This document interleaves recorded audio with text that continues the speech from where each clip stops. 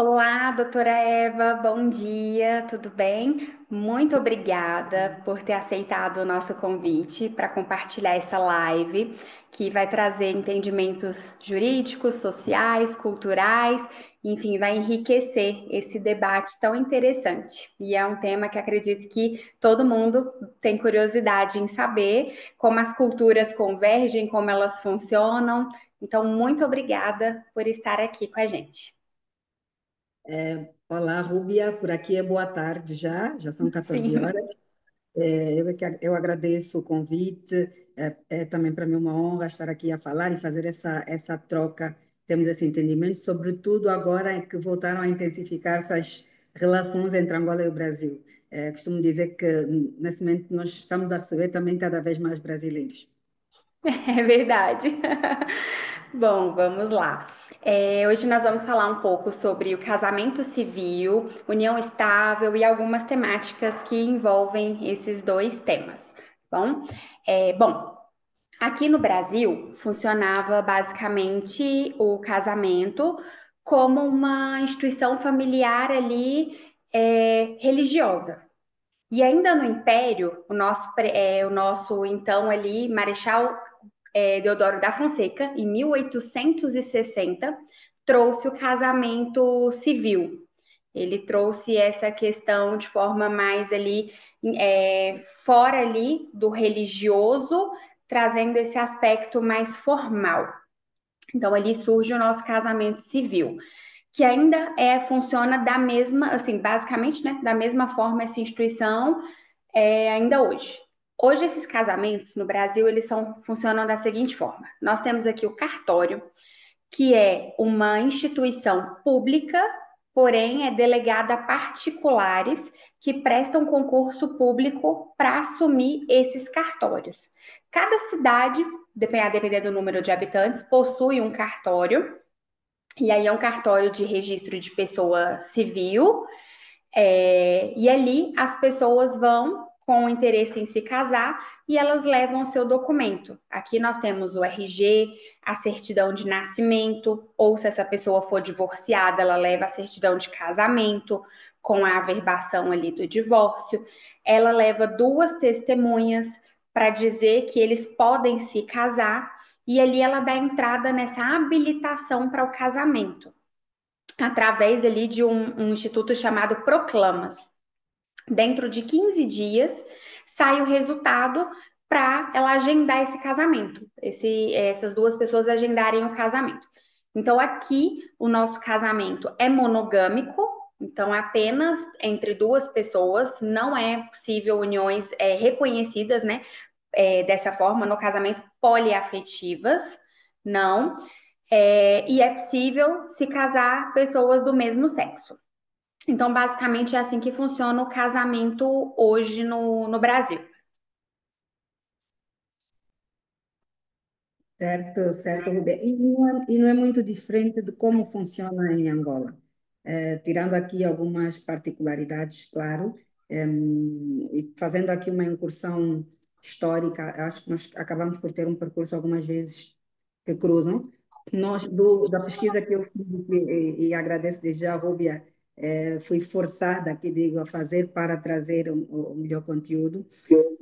Nós ocupamos o primeiro diploma do encontro sobre o casamento no ordenamento jurídico angolano, o decreto que foi publicado no Boletim Oficial de 1906, né? Como a Rubia sabe, a Angola foi também colônia portuguesa, então todos esses diplomas antes da independência da Angola, que foi em 1975, eram diplomas que acabavam por estender-se ao ultramar, claro que não da mesma forma, ou seja, se calhar alguns diplomas que foram aplicados aqui em Angola não foram aplicados da mesma forma no Brasil.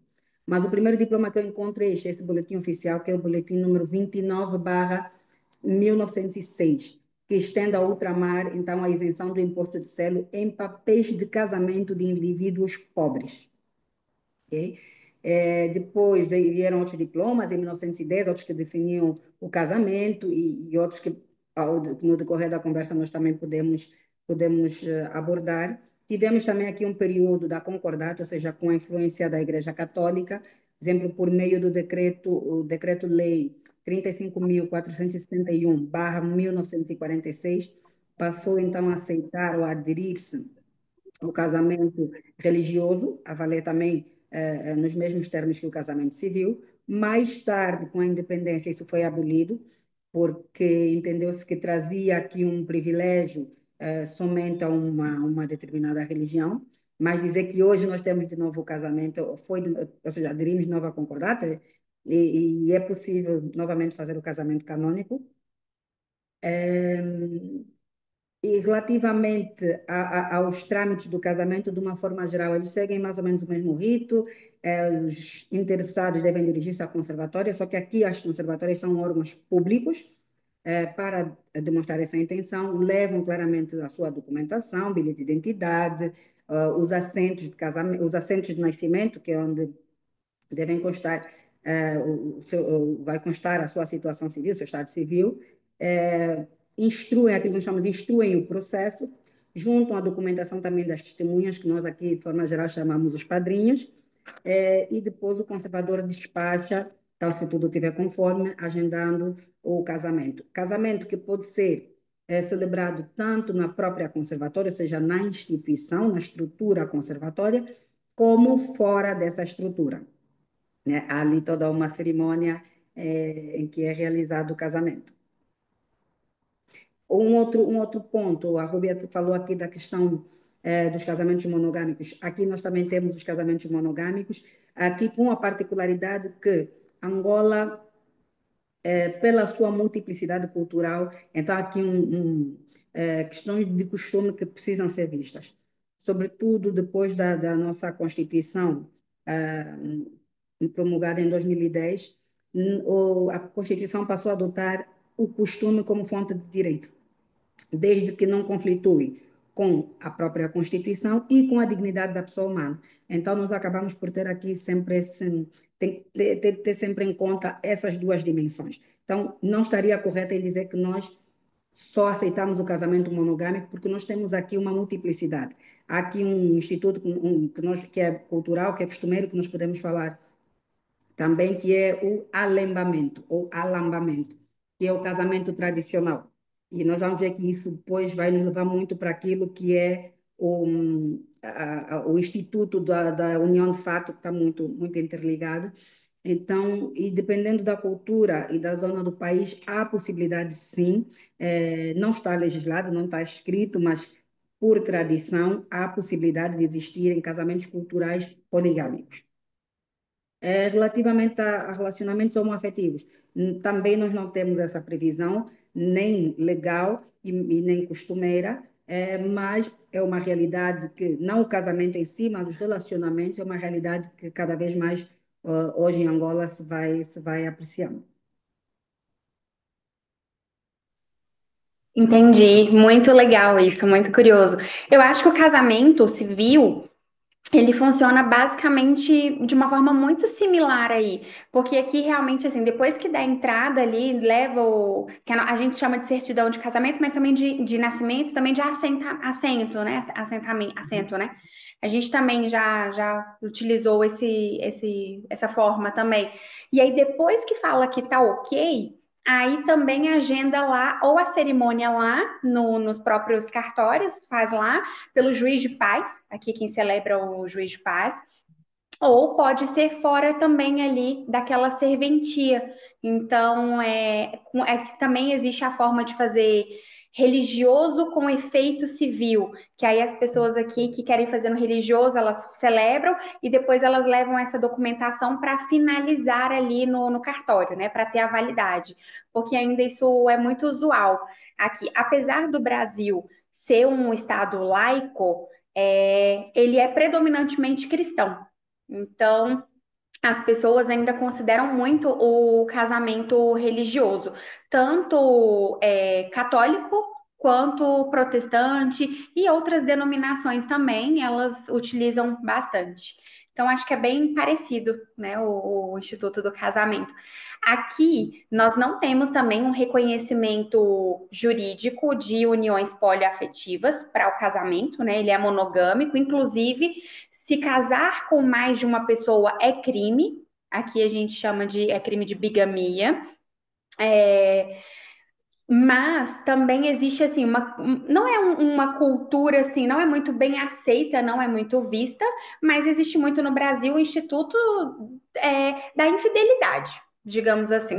Então é comum ver pessoas em mais de um relacionamento, mas não de uma forma cultural, tradicional, assim, moralmente aceita, sabe? Mas é comum no Brasil as pessoas terem até mais de uma família, mais de um relacionamento ali de forma simultânea.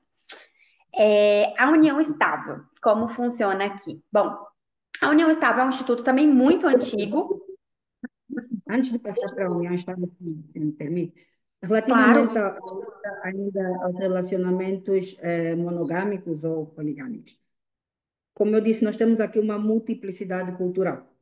Então, entretanto, nós também sofremos muita influência no período colonial, de tal forma que hoje, apesar de não ser uma questão legislada, ou se calhar por não ser uma questão legislada, acaba por ficar aqui uma zona meio cinzenta. Tem uma professora aqui, uma advogada, a doutora Ana Paula Godinho, que ela fala muito sobre isso, que acaba por confundir a poligamia e a promiscuidade. Okay? Por quê? Porque vê que a poligamia em si, pelo menos quando ela é legislada, e nos sítios onde ela é legislada, ela tem uma certa função social. Por quê? Porque, por exemplo, no nosso caso, ela é cultural. Ela vai ter ali a função de, posso dizer, congregar a família. Ou seja, é um homem, okay, que tenha uma mulher dentro daquilo que é aquele costume, conforme aquele costume permite, arranjar uma outra, mas para constituir família, que é diferente, e a Bíblia disse aqui, da questão da infidelidade. Porque essa questão da poligamia, quando legislada, o objetivo é esse, é salvaguardar aquilo que é a constituição da família nas suas mais diversas modalidades. O que é diferente de hoje ter uma pessoa, amanhã ter outra. Por quê? Porque o Estado tem essa responsabilidade de salvaguardar a família, de salvaguardar os filhos, okay? E procura fazer isso dentro daquilo que é podemos dizer assim, um ambiente constituído por pai e mãe, né? Um ambiente familiar, que é diferente de promiscuidade, em que, olha, ora está com A, depois está com B, faz filho com essa, depois faz com aquela, o que acaba por acarretar um ônus também para o Estado, porque são crianças que crescem sem um acompanhamento devido, em muitos casos, sem compreender exatamente, sem ter a noção exata do que é realmente o Instituto Família, do que é o que é a responsabilidade parental e depois tem consequências noutros fóruns. Exatamente. E aqui também nós temos essa questão muito cultural também dessa dificuldade de crianças ali sem pais em certidões de nascimento. Isso acontece muito. E é assim, é um fator bem complexo para o Brasil isso. O número é expressivo, é muito difícil. Bom, as uniões estáveis, como elas funcionam aqui? Elas sempre existiram, sempre, ela é milenar aqui, a união estável. Ela era, inclusive, assim, antes bem mal vista, de certa forma, ali, moralmente. Era uma questão ali chamavam de concubina, enfim, era uma questão bem complexa, era mal visto. Atualmente, desde a nossa Constituição, a Constituição do Brasil, ela é de 1988, ela ali instituiu, ela reconheceu a existência dessas uniões. Então, nós temos esses arranjos, esses novos arranjos familiares, eles vêm na Constituição e no nosso Código Civil, que ele é de 2002, ele também já trabalha melhor essa questão da união estável. E ela vem se atualizando, se modernizando cada vez mais. O que acontece na união estável? Essas pessoas podem se unir ou informalmente, ou elas podem também ir até o cartório e registrar essa união estável através de uma escritura pública, faz esse reconhecimento. Reconhecer essa união estável, ela é um facilitador ali para resolver qualquer questão. Quando esse relacionamento acaba, que aí ele consegue ser um facilitador ali, quase que como um divórcio. consegue também, em caso de falecimento, a questão dos bens, a parte sucessória, a parte ali dos filhos, entender que aquele filho provavelmente veio daquela união, como é no casamento, questão previdenciária, que é pensão em caso de falecimento, algo assim, de morte. Enfim, a organização, a formalização da união estável através desse instrumento público, ela deixa a questão muito mais organizada e é um facilitador para vários aspectos. A nossa grande dificuldade culturalmente aqui falando, as pessoas não registram. Elas mal sabem exatamente ali quando essa união estável começa, porque começa com um namoro e quando vê ela já desenrolou ali e aí assim, vai morar junto ou não, às vezes começa a compartilhar a conta, o convívio, se apresenta como marido e mulher e não entendeu ainda que está dentro de uma união estável. Muitas pessoas, elas só vão perceber aqui que elas estão em uma união estável quando elas estão diante do rompimento. Que aí elas romperam o relacionamento, elas vão conversar e vão analisar, e aí muitas pessoas falam assim: procura os seus direitos, porque vocês eram praticamente assim, entre aspas, ali, né, casados. Porque realmente a nossa união estável aqui, para ela ser válida, ela tem alguns critérios. Ela precisa ser uma união pública contínua, duradoura, com a intenção de constituir família. Basicamente, reunindo esses requisitos, é aquela pessoa que vive como se casado fosse. É como se um vizinho ali entendesse, ele não sabe que aquele casal vive ali de forma informal. É como para aquele vizinho, eu conheço eles a vida toda sendo casados. É um casal casado. Então, quando vira essa coisa que a sociedade não sabe diferenciar, é quando é muito certo ali que existe uma união estável. Então, é basicamente assim que funciona aqui. Vocês, não, vocês têm algum período mínimo para o Não, reconhecimento da união estável? não. Assim, na verdade, não existe nada na lei que determine, mas nós temos ali no judiciário alguns julgados, entendimentos ali, que também, assim, dentro de menos de 6 meses é muito difícil você considerar uma união estável, mas nada também pede. Se o juiz conseguir ver os outros elementos, ele vê a existência, sim, de uma união estável.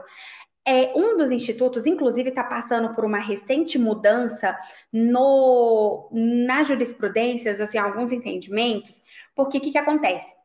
Precisa ser uma união pública. Só que aqui nós temos o reconhecimento da união estável e do casamento em uniões homoafetivas. O Brasil reconhece isso juridicamente.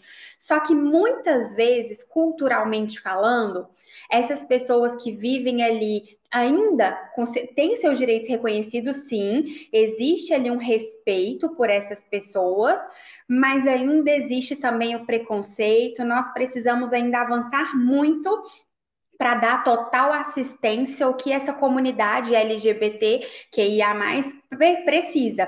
Então, muitas vezes aqui no Brasil nós vemos essas pessoas vivendo clandestinamente. Em relacionamentos ali de união estável de forma clandestina, porque elas, por vergonha, por preconceito, por medo, enfim, N motivos, elas mantêm esse relacionamento. Aqui nós falamos em off, né? As escondidas. Então, nós já estamos vendo o judiciário passar por esse critério da publicidade para reconhecer a existência de união estável, principalmente nesses casos homoafetivos, que a pessoa ali durante um período se escondeu por algum motivo. Certo, é interessante. Aqui entre nós, o reconhecimento da união de facto, normalmente, né, no comum dos casos, as pessoas também procuram mais quando, por altura do rompimento ou por altura da cessação do término, mas, sobretudo, quando termina em morte. Essa é a mais comum por aqui, que é o reconhecimento da união de facto por morte. O reconhecimento da união de facto por cá, a primeira previsão está na lei número 1/88, que é o Código da Família, o seu artigo 113 seguinte, por aí. Mas nós depois também tivemos a consagração constitucional. Ou seja, hoje, no artigo 35 da nossa Constituição, nós já temos que a família é o núcleo fundamental da organização da sociedade, e é objeto de especial proteção do Estado, quer se funde em casamento, quer em união de fato entre homem e mulher. Ok? A definição do casamento acaba por ter também essa referência, né, que é a união voluntária entre um homem e uma mulher. Relativamente à união de facto, para além dessas duas previsões, seja da Constituição e do Código da Família, ela vem também prevista no Decreto 3615. Então, só para perceber, apesar de vir numa lei de 1988, ela só vem regulamentada em 2015, a partir do Decreto 3615, que veio então estabelecer os procedimentos para o reconhecimento da união de facto por mútuo acordo e para a dissolução da união de facto reconhecida. Não sei se a Rubia me consegue ouvir. Ah, tá. Pois, é a união de facto reconhecida. Relativamente à união de facto, nós temos aqui as três, podemos dizer, o reconhecimento por três modalidades. Ela pode ser reconhecida por mútuo acordo, vai funcionar mais ou menos como um casamento, né, em que os interessados que já vivem ali há determinado tempo, já que cumpram os requisitos que a lei estabelece, porque aqui a nossa lei apresenta os requisitos para o reconhecimento da união de facto. Então, vão diante do conservador também e apresentar essa intenção. Qual é a finalidade primária, vamos assim dizer, do reconhecimento da união de facto nesses termos? É justamente para a salvaguarda daquilo que se construiu nesse período. De tal forma que o período básico para o reconhecimento da união de facto é, no mínimo, 3 anos. Ok? No mínimo 3 anos. Esse é um dos requisitos para o reconhecimento da união de facto.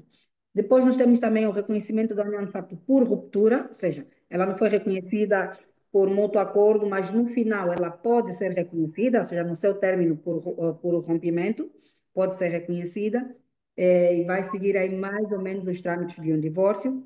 E temos também o reconhecimento de união de facto por morte, que é aquela que eu disse que é a mais comum entre nós. Sobretudo por quê? Por causa da questão patrimonial e sucessória, por causa da questão também, como a Rubia disse, previdenciária, que nós aqui chamamos da segurança social. O reconhecimento da união de fato por mútuo acordo, como eu disse, é muito semelhante ao casamento, tem os seus requisitos. O requisito mínimo é, a coabitação por 3 anos consecutivos, tem de se verificar os pressupostos legais para a celebração do casamento, e, sobretudo, ou designadamente, quanto à singularidade e à capacidade matrimonial. E aí nós voltamos àquilo que nós falamos da questão cultural e da poligamia, mais um choque, porque muitas vezes nós temos um homem que acaba, vou colocar aqui entre aspas e já explico por quê, por estabelecer uma união de facto com duas, três senhoras, ou seja, uma, duas, três senhoras, né? Porque ele tem essa vivência como marido e mulher com essas três senhoras e não tem como reconhecer essa união de fato, ok? Então acaba por ser também uma questão que choca aqui com a cultura. Mas para isso, a nossa lei tem um outro, tem uma saída, que é o que é? Pode não ser possível reconhecer a união de fato, mas ser possível atender. Ok? Nós temos então o reconhecimento e temos o atendimento da união de facto. Para quê? Sobretudo para efeitos patrimoniais, para que não se verifique o enriquecimento ilícito e para permitir a partilha dos bens comuns e a atribuição da residência familiar. Isso por quê? Porque muitas vezes o casal unido de facto, e mesmo nos casamentos, há muita tendência de, no momento da aquisição do patrimônio, o patrimônio ser adquirido, apesar de haver um esforço conjunto, ou seja, o patrimônio ser adquirido pelo marido e acabar por ficar em nome do marido ou em nome do companheiro, já estando casado ou não. Então, há essa tendência. Podemos dizer que também é cultural e vem até também de uma vertente religiosa. Então, há a tendência desses bens ficarem em nome do marido, mas não quer dizer, ou do companheiro, não quer dizer que sejam exclusivamente só daquele cônjuge ou daquele companheiro. Então, o atendimento da união, de fato, também vem muito por causa disso. Onde é que ele esbarra muitas vezes? Esbarra muitas vezes nessas uniões múltiplas, ou seja, um companheiro, um marido que tem outras relações, esbarra muitas vezes em alguém que ainda é formalmente casado, porque nós também temos muitos casos dessas de pessoas que só se separam, não buscam o divórcio, mas e eu já tive um caso de alguém que já estava separado desde 1990. Entretanto, a mulher casada faleceu, mulher casada no papel, né, como dizem, faleceu em 2010 por aí. Ele ainda apareceu como viúvo, mas supostamente já não tinha nada. Entretanto, ele já vivia ou tinha um relacionamento com uma outra pessoa, e ainda fez filho com uma quarta pessoa, certo? Então, nós temos aqui uma multiplicidade de relacionamentos em que às vezes é necessário lançar mão do atendimento. Só que, mais uma vez, o atendimento vai esbarrar numa outra coisa, que é a prova da aquisição daquele patrimônio para efeitos de, ou seja, para se evitar o enriquecimento ilícito, como eu disse. Porque não há o hábito, quando as pessoas estão num relacionamento, não existe o hábito de guardar comprovativo. Ou seja, eu e o meu companheiro vamos comprar um imóvel, vamos comprar alguma coisa, não há o hábito de guardar aquele comprovativo de que eu também contribuí. Esse é o primeiro ponto. E segundo, que há cada vez mais o entendimento de que a contribuição não é apenas econômica, ok? É também com a minha contribuição no lar, a minha contribuição doméstica, que eu permito a compra daquele bem. Mas como é que isso depois se consegue desmistificar se tem aí, ele ainda era casado, ainda há outros relacionamentos. Então, isso é uma luta que hoje nós encontramos muito aqui em Angola. Então, há assim uma grande dificuldade. E depois também relativamente à segurança social, porque às vezes a mulher casada já não está com o senhor há 10, 15, 20 anos, mas ela tá como casada. E ela tem aparentemente toda a legitimidade de reclamar a partilha dos bens até o momento da morte, dois, reclamar o que ela receba, né, os benefícios da segurança social. Então, é também aqui um ponto que nós ainda encontramos muito. É, mas deixa eu ver.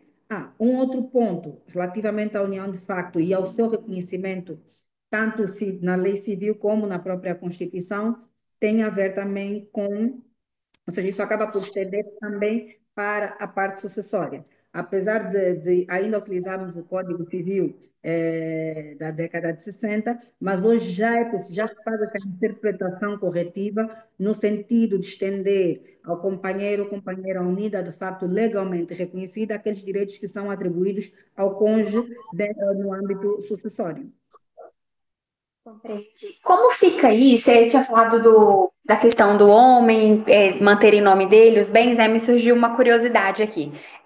Como funciona o regime de bens? Porque aqui no Brasil, nós temos um regime universal, que é o da comunhão parcial de bens, que funciona basicamente assim.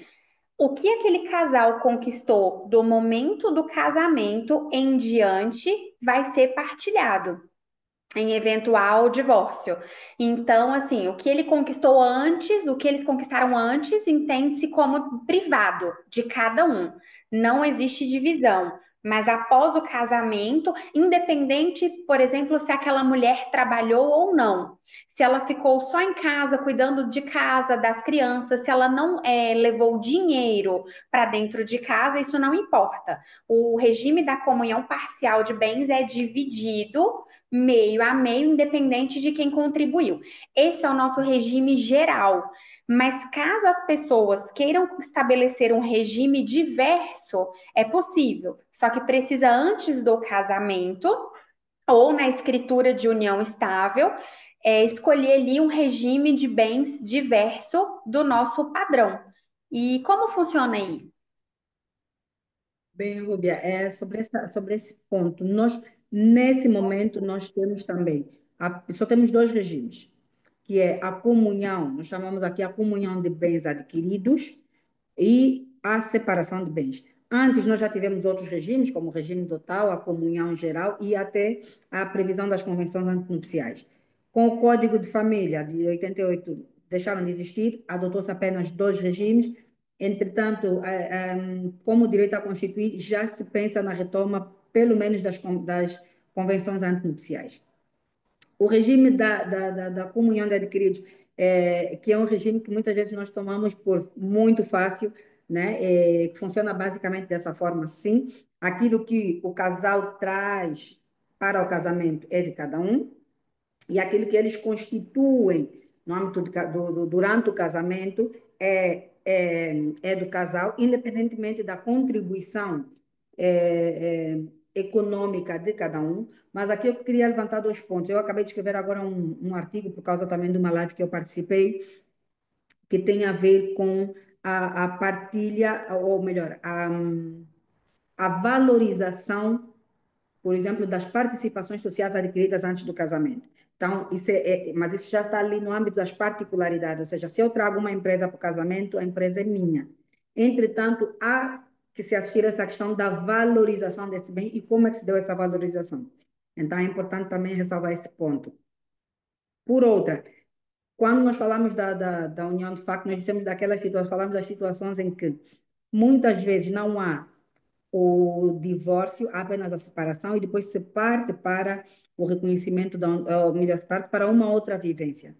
E há aqui também o aspecto patrimonial, porque muitas vezes o casal separa, não divorcia, cada um continua a fazer a sua vida, mas estão ali a adquirir bens. Que para todos os efeitos, se eles estiverem casados no regime de comunhão de adquiridos, aqueles bens aparentemente fazem parte dos bens adquiridos na constância do casamento. Então, em termos de processo de divórcio, isso é um outro tema que também é muito, muito interessante. E depois temos o regime da separação de bens, que, para a nossa realidade, ele ainda é visto como um tabu, de certa forma. Eu costumo dizer assim na brincadeira, no gozo.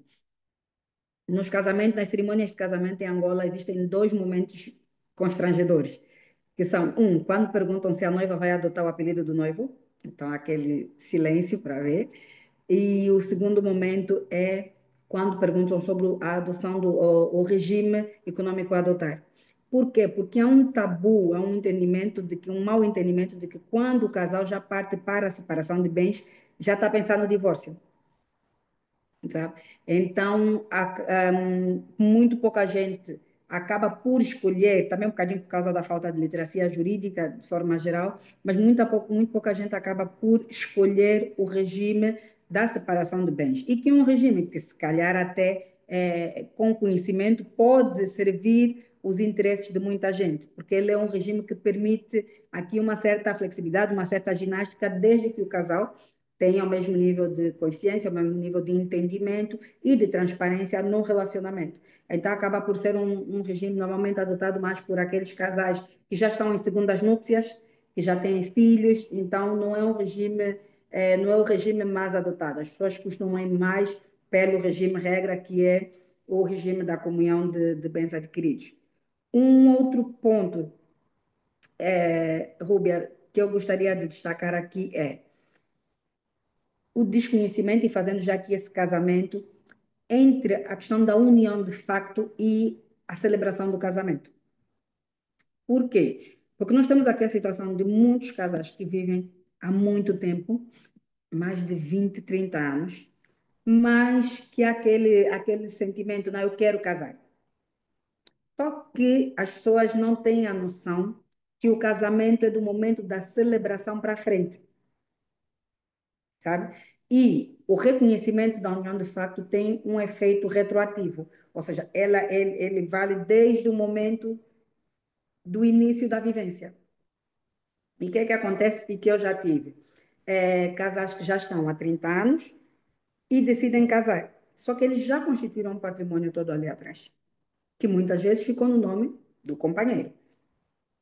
Eu já assisti uma situação de um casal que vivia há 20 anos, decidiram casar, por má sorte, por uma fatalidade, casaram num dia, 7 dias depois o companheiro veio a falecer. Ou seja, então uma coisa que podia ter sido resolvida em vida, agora aquela senhora que ficou viúva, ela tem que ir ao tribunal para pedir o atendimento da união de facto, né? Para poder ver salvaguardada a questão patrimonial. Também já tive um outro caso de um senhor já mais velho, aí na casa dos 70 anos, vivia muito tempo com a companheira e acho que era aquela coisa, aquele sonho, não, temos que casar, temos que casar.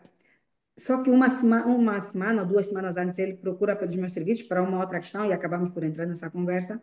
E eu dizia que o ideal não era casar, né? Mas aí era reconhecer a união de facto e que hoje já é possível fazer como uma cerimônia civil, né? Você vai fazer todo o processo. A diferença aqui é que para o reconhecimento da união de facto é necessário, ou seja, a presença das testemunhas tem muito mais peso, porque as testemunhas não vão só validar o ato, não vão apenas testemunhar o ato, perdão, mas elas vão confirmar o período da vivência, ok? E o período da singularidade e outros requisitos de cada um deles.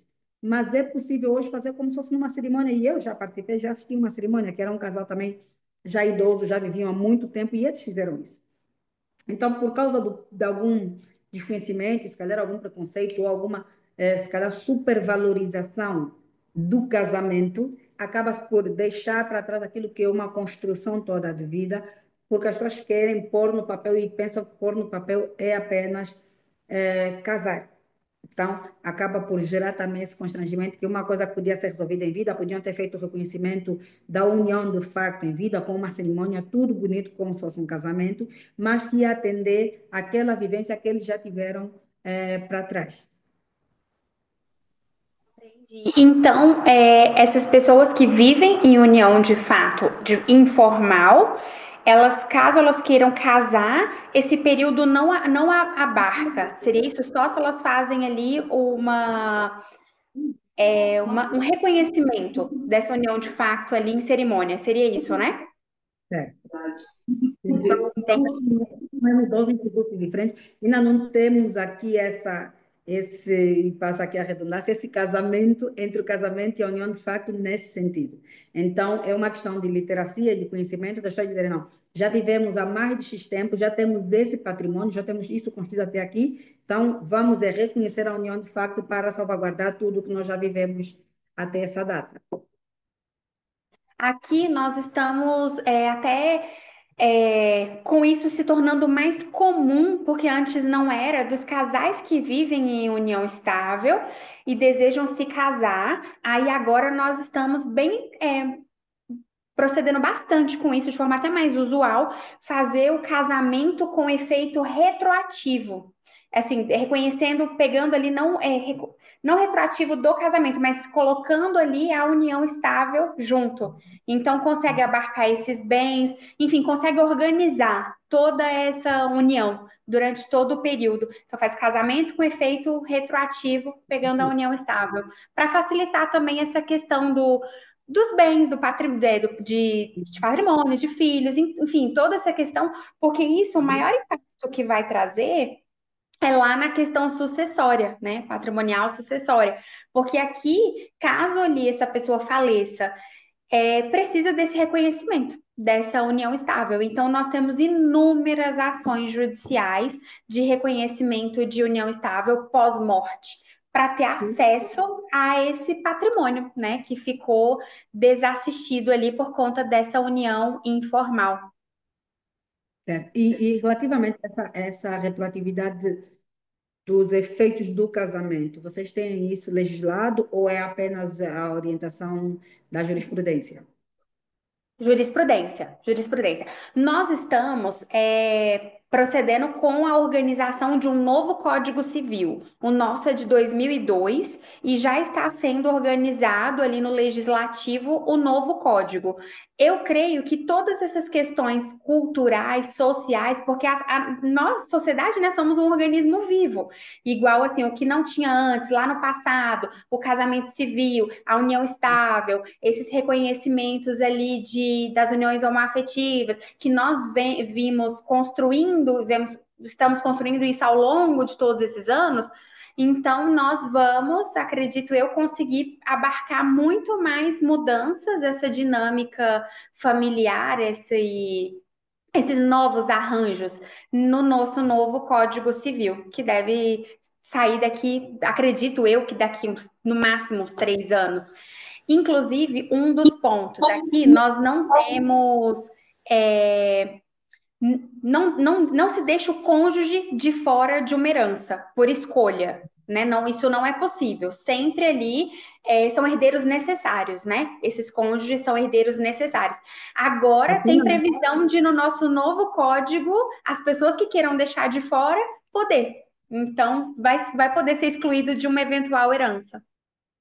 Ou seja, nesse momento vocês têm, acho que está mais ou menos como Portugal, vocês têm como herdeiros necessários, que nós chamamos aqui os herdeiros legitimários, tem os descendentes e o cônjuge, depois tem os ascendentes e o cônjuge, e depois o cônjuge. Isso, dessa mesma forma. Aqui Então, não. agora vai poder excluir. Ah, e não? Como funciona? Aqui nós temos primeiro os descendentes, depois os ascendentes, em terceiro os irmãos e seus descendentes, e só em quarto o cônjuge. Daí a importância de se olhar muito para a questão patrimonial no âmbito do casamento, porque sucessoriamente não há essa prioridade. A única, entre aspas, podemos aqui dizer prioridade que há é o quê? Que é uma previsão de que quando a herança, ou quando os únicos herdeiros são os irmãos do falecido, há ali uma previsão de suprirem o cônjuge, no caso sobrevivo, com alimentos, é a diferença. Mas aqui os herdeiros necessários apenas descendentes e ascendentes são os legitimados. Esses são os únicos obrigatórios. Fora isso, Gente, que interessante. Aqui no Brasil, inclusive, se isso realmente for pro nosso novo Código Civil, de excluir o cônjuge do rol ali de descendentes, de herdeiros necessários ou legitimados, eu acredito que vai se tornar muito mais comum a questão do testamento. Porque pois, essas pessoas, esses cônjuges, né, vão querer fazer ali um arranjo para se resguardar em um eventual falecimento de um dos dois. exato. Nós, apesar disso, mesmo assim, não temos essa cultura. E, vamos aqui, estamos a fugir um pouco para o direito sucessório, que é outra área que eu amo, porque eu sou professora universitária e dou direito das sucessões, então é uma área que eu amo. Nós não temos ainda assim essa cultura de fazer testamento por isso, e mais uma vez também por causa de uma questão cultural, ainda aqui assim algum tabu, e que as pessoas também pensam que para fazer testamento precisa ter uma fortuna. Não. E eu costumo dizer assim que basta ter um bem e dois filhos ou dois herdeiros obrigatórios, acabou. Pode ter luta, pode ter briga. Então, nós ainda temos esse ponto. Um outro facto que eu gostaria de ressaltar aqui ainda sobre a questão da união de facto, né, é que a Rubia perguntava como é que aqui se vê a união de facto. E eu dizia no início que nós temos aqui um instituto cultural que é o alembamento. E isso muitas vezes é que acaba, por não ter uma previsão legal, isso às vezes é que acaba por proporcionar o tanto de união de facto que nós temos aqui. Por quê? Porque muitas vezes daquilo que nós chamamos de alembamento, que é o casamento tradicional, então nós podemos ter o pedido, e só para explicar aqui um bocadinho rápido, o que é que nós temos normalmente? Temos algo que nós chamamos o bate-porta. O bate-porta é quando a família de um se vai apresentar à família do outro. Vai uma família mais restrita. Pai, mãe, se calhar um tio ali para conviver e é assim um almoço. E é aí onde se conversam, se conhecem as famílias e depois disso acaba-se por marcar o pedido, que é o alembamento. Ok? Então, no pedido é um encontro já mais alargado entre as famílias, em que as famílias vão conversar, há aquela formalização da intenção de fazer o casamento, ou pelo menos o que quer, né? E de tal forma que fazer um alembamento para dizer, para chegar na família da mulher e dizer que quer apenas viver, muitas vezes pode ser visto como um abuso. Ok? Então, normalmente, o alembamento, o pedido, é mesmo para dizer, não, eu quero casar. Então, vim pedir a mão para casar. E é uma cerimônia toda muito linda, com algumas brincadeiras tradicionais, em que o noivo tem que adivinhar quem é a noiva, porque ela vem assim coberta, ela e mais as irmãs ou algumas primas, e o noivo tem que adivinhar quem é a noiva para ver se efetivamente ele conhece. Há aqui toda uma envolvente cultural. E muitas vezes o casal fica por aí. Quando há o quê? Quando há o alembamento e eles passam a viver juntos. Então, aí muitas vezes já não se considera o casamento, muitos ignoram. E depois tem outras, até outras consequências culturais, né? E a título aqui de curiosidade, de que em algumas culturas, algumas tradições, se a mulher vem a falecer e não se, e forem viver sem fazer o pedido, ainda assim ele é obrigado a formalizar o pedido, o homem, mesmo depois do falecimento.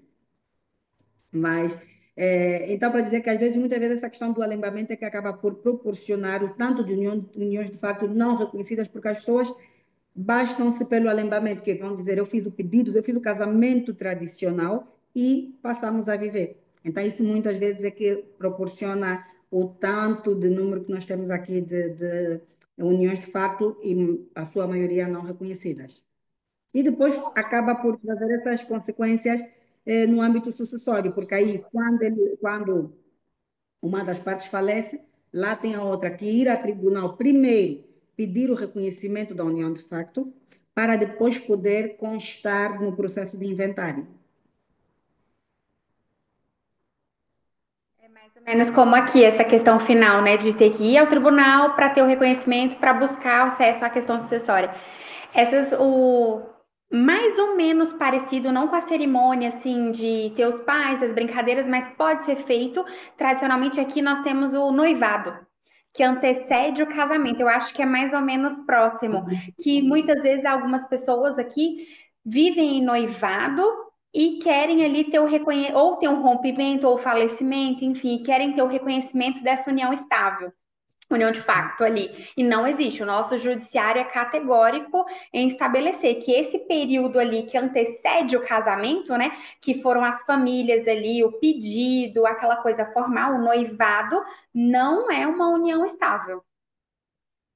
E como é que faz essa separação? Nesse caso, havendo ali o noivado, né? E como é que faz esse corte para passar para o período de atendimento ou de reconhecimento da união estável? Basicamente, por se a pessoa que está ali no noivado, ela rompeu e ela quer buscar esse direito, ela precisaria apresentar provas dessa união de fato, né? Da união estável.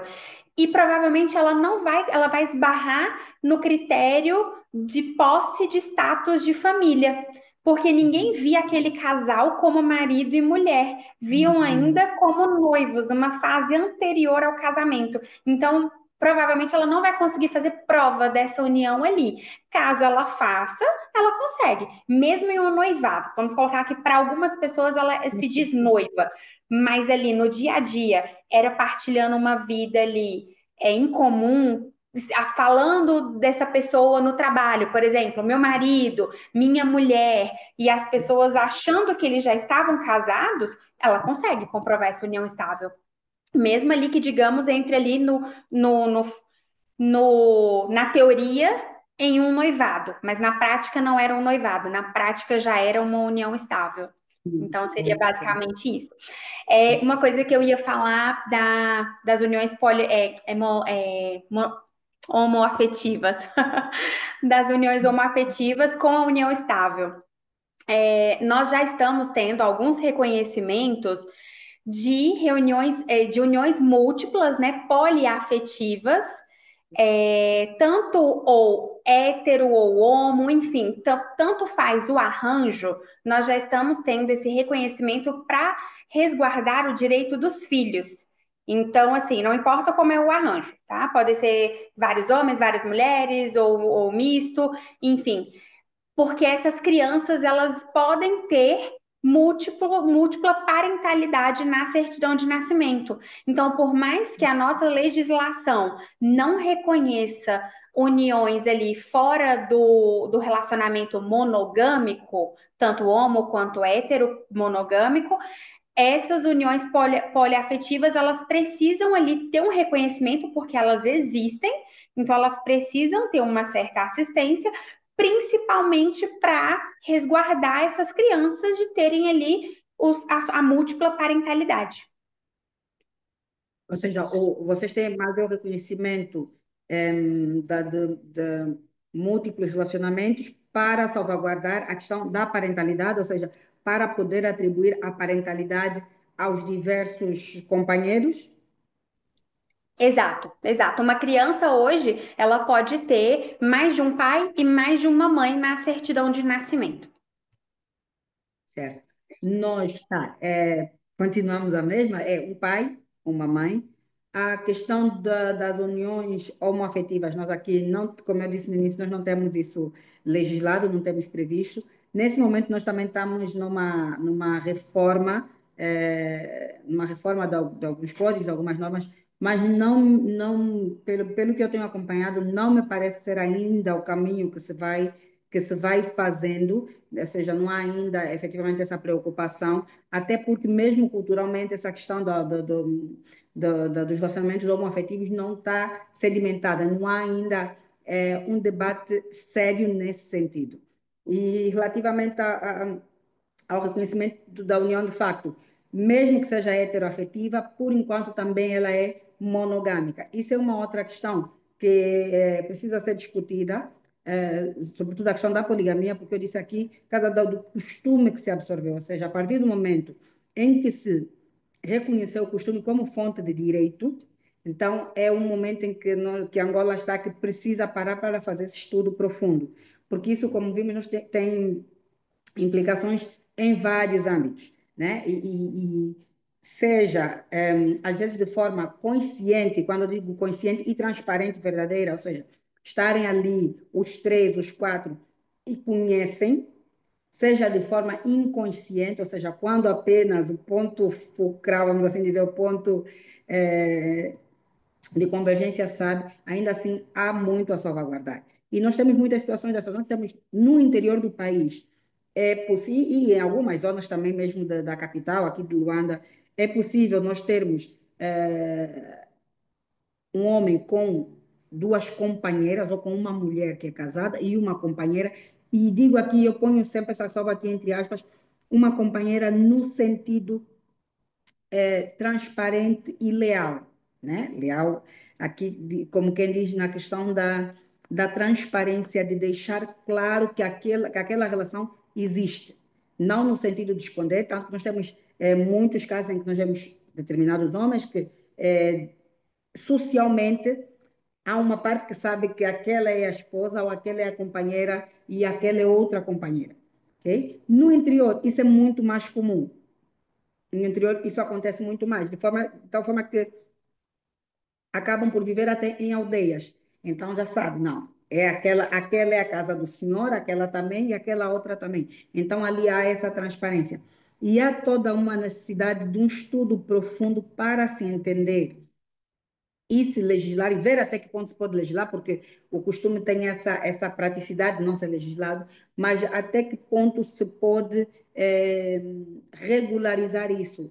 Em outros ordenamentos jurídicos aqui em África, como por exemplo Moçambique, África do Sul, há já aqui um conjunto de normas ou um conjunto de matérias que o próprio Estado atribui à regularização costumeira justamente para atender a isso. Por quê? Porque o costume aqui é múltiplo. E como nós sabemos, a divisão dos países africanos não foi feita tendo em conta as tribos ou os costumes, mas pronto, atendendo outros interesses que não os interesses dos próprios africanos. Então, isso acabou por deixar dentro de um mesmo país várias culturas. Então, como é que isso se compagina? Eu costumo dar muito esse exemplo a título do direito sucessório. Nós temos aqui, Rubia, uma questão no costume que e isso pronto, é um entendimento que hoje já se consegue ultrapassar com outros métodos, mas que ainda que o filho, entende-se que o filho é da mãe, ou seja, isso é uma certeza, que o filho é da mãe, mas não há certeza que o filho seja do pai.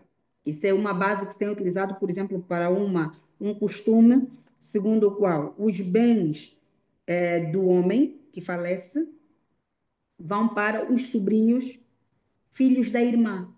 Por quê? Porque há certeza que aqueles são sangue dele. Então, isso, de alguma forma, ainda é um costume em algumas regiões. Por outro lado, temos aqui, por exemplo, as zonas mais urbanas, os centros, né? Em que já impera mais o direito legislado, aquilo que está no Código Civil. E o que o Código Civil diz é que, quando alguém falece, os bens vão para os seus filhos. De tal forma que hoje aqui, se nós tivermos alguma desconfiança, existe o teste de DNA e etc., para essa confirmação. então acaba muito por esbarrar. Então, por um lado, você tem o costume, e vai para o interior e vai dizer, não, aqui nós entendemos que ele tem duas mulheres, então essa também deve ser salvaguardada. E depois vem para os centros mais urbanizados, centros para os centros das cidades, e há aquela, a regra é seguir o Código Civil. Então, há aqui também um choque que exige um estudo profundo para que se possa compaginar, ou seja, entender como é que se pode atender sem defraudar nenhum dos dois, já que o costume, como eu disse, vem previsto mesmo na Constituição como fonte de direito. Então, duas famílias na mesma situação podem ter resultados diversos. Podem ter resultados diversos, e isso até mesmo, de alguma forma, no âmbito judicial. Por quê? Porque muitas vezes, até mesmo conseguindo aquilo que o tribunal dita, não, a senhora casada é A, então ela é que tem direito à partilha dos bens. Muitas vezes, por causa do poder costumeiro, da força do costume, essa mesma mulher, por entender, ela vai dizer, não, mas aquela também é por reconhecer. Ou então vai entender, não, a família também tem direito a essa parte. Então, acaba por haver aqui algum conflito entre aquilo que está legislado e aquilo que é costume. E adorei saber dessa curiosidade. Não fazia ideia. Muito bom o nosso assunto, nossa live. Foi muito agregadora.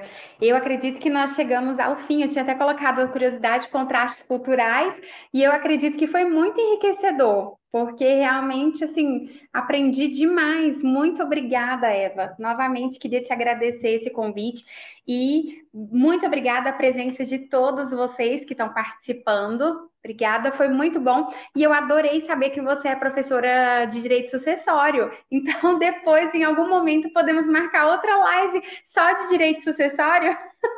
Com certeza, Rubia, com certeza. Vou adorar estar aqui a falar sobre isso. Ai, que bom, porque eu adorei saber. Bom, então acho que chegamos ao fim, foi muito bom. Adorei demais novamente, viu? Adorei muito. E te agradeço muito por esse tempo. E agora fica a palavra com você. Muito obrigada. Agradeço igualmente, Rúbia, foi para mim também um prazer. É um tema muito interessante e, como eu disse, fui obrigada a fazer ali alguma pesquisa e aproveito sempre essas oportunidades para ter que pesquisar mais. E fui buscar ali algumas coisas sobre o casamento, algumas curiosidades que eu própria também desconhecia, que eu quis deixar aqui e acabou por passar, né? Mas já que estamos aqui, eu vou dar. Que é, por exemplo, no âmbito das normas do casamento, uma coisa que eu descobri na minha pesquisa é que anteriormente havia inclusive um subsídio para casamento, ou já foi abolido. E havia uma outra coisa que era a autorização para casamento de professores primários, coitados, que precisavam de autorização para poder casar. E mais dois pontos. A Rúbia falou também aqui muito da dimensão criminal, que está ligada ao casamento, que nós também aqui temos, e temos outras ligações. Eu encontrei, por exemplo, na lei das carreiras dos militares das Forças Armadas angolanas, que eles têm, para além de terem a licença para casamento, que nós aqui, de forma geral, na Lei Geral do Trabalho, nós também temos, mas eles têm uma coisa interessante, que é a licença para bodas de prata e bodas de ouro. Essa, por acaso, eu não sabia. Que É, legal! muito interessante. E depois, no âmbito penal, temos também sim as previsões, temos os crimes que estão no título 2 do novo Código Penal, que é de 2020, que são os crimes contra a família, que é, por exemplo, o casamento fraudulento, que a Rubia bem disse, que é o crime que alguém comete que, já sendo casado, volta a casar sem se divorciar. É também o crime, ou seja, é crime fazer isso estando os dois conscientes ou estando apenas um deles consciente. É também um crime relativamente aos impedimentos, né? Ou seja, aquele que declara falsos impedimentos, e é ainda crime a simulação de competência para celebrar casamento e as falsas declarações sobre o Estado Civil. Então, temos aqui também mais algumas curiosidades. De forma geral, adorei falar aqui sobre o tema. É sempre um tema muito interessante, a questão do reconhecimento da união de facto, do casamento, e como eu disse, são sempre temas ligados a uma outra paixão minha, que é o direito sucessório. E foi para mim também um prazer estar aqui a partilhar esse tempo, Rubia. Foi, tá vendo? Muito obrigada por essas curiosidades. Para finalizar, também duas curiosidades nossas, que era muito usual: adotar o nome, a mulher adotar o sobrenome, né? Que são ali o segundo nome do marido. Hoje em dia quase não se usa mais por conta até de uma praticidade, porque precisa trocar todos os documentos. E isso leva tempo, custa dinheiro, enfim, as pessoas estão querendo uma vida cada vez mais prática. Então, e inclusive se vier um divórcio, se ela quiser trocar esse nome, retirar, volta tudo de novo com documentação. Então, as pessoas andam se poupando desse trabalho, quase não se tem mais adotado o sobrenome do marido. E a questão também que ainda existe um preconceito das próprias pessoas que vão se casar em ter um receio de falar que quer o regime da separação total de bens. Porque fica parecendo que já está casando com medo de separar. Então, ou que quer mostrar assim, eu não quero nada seu, enfim. Então já existe ali, ou quem sugere, o outro fica, ué, você tá achando que eu tô querendo o seu dinheiro? Então já não é uma questão vista com bons olhos. Temos conseguido aos poucos melhorar isso, mas ainda não é uma questão muito bem aceita.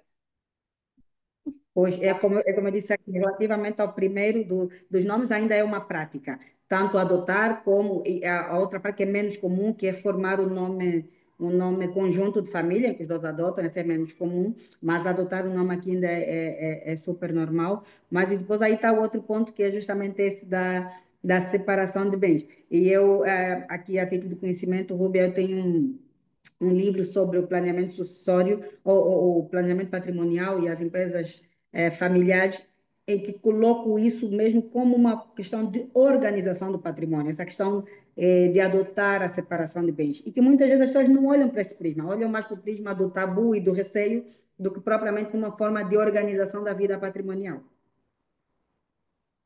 Exatamente isso. Bom, mas muito bom o nosso papo, a nossa live, muito curioso, muitas curiosidades. E como eu disse lá no início, né, vai muito além do jurídico. É história, é cultura, é muito incrível mesmo. Adorei, agregadora demais. E agradeço e fica o convite para quando vier ao Brasil me conhecer. Com certeza, Rubia, vou querer conhecer sim e vou aguardar o convite para a live sobre o direito sucessório. Claro, claro que sim. Um beijo. Boa tarde aí, tá bom? Muito obrigada, pessoal. Até Obrigada, mais. Tchau, Rubia. tchau.